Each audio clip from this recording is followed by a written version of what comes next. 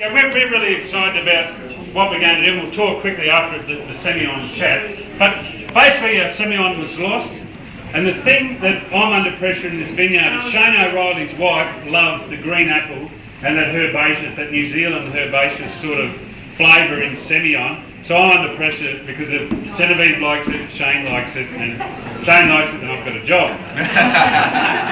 And believe it or not, all of those characteristics came from this vineyard.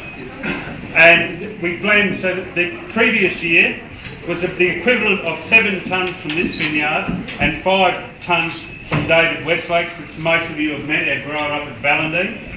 And the blend ended up being 50-50. Now this year, the South Burnett had a shocking drought, and the dam, I don't know if anyone knows that Mergen region, the dam's been empty for 2 years. So the only irrigation came from the sky.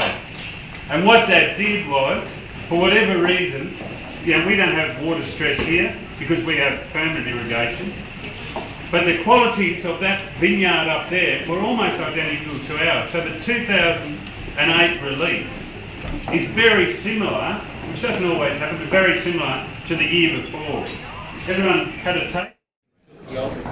Apple and pork usually being very good accompaniment. I've used apple puree and the apple juice. Then I'm adding citrus with the orange, give it a little high note, and spices, aromatics, star anise, black peppercorns, and fennel because it has a similar taste to the anise and the star anise. They're not related, but they have the same chemical that gives you the aniseed. So first, if you were at home, you might buy a piece that size. But here, I need a very large size piece. The skin is on, and it needs to be scored. So what we want to do is slow cook it, render some of the fat out while it's cooking, and hopefully make it as tender as possible. The whole cooking process for me takes about 4.5 hours.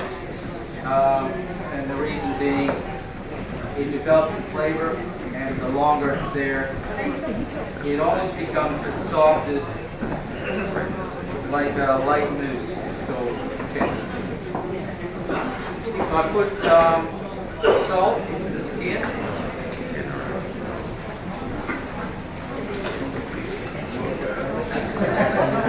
Rub it in. That helps for your crisping up of the skin for your cracker. Into the tray. Doesn't have to be a deep tray because you want a bit of exposure to the heat. So everything here, we have a recipe printed up. If you want a copy, go and see Sam and she'll give you a copy of the recipe. And we've got, I'll just tell you what I'm putting in. It all goes into one, it's very simple. Everything goes into one bowl, just put it over the top. So pepper, cloves, fennel, star anise, cinnamon. That's the just the outer skin of the orange. Not too much pith. The pith is the bitter side. There's all your oils and your flavor on the other side to get the orange down.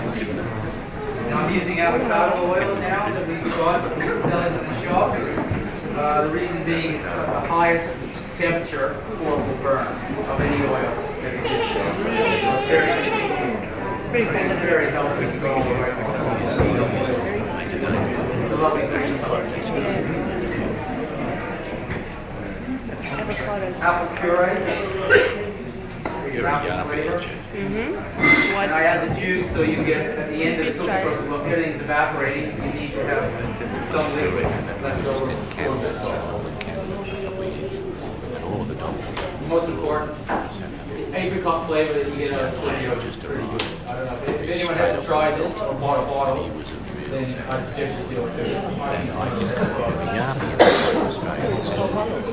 eventually he said, "Recording me?" A smaller piece. Obviously, that's in here more. This is an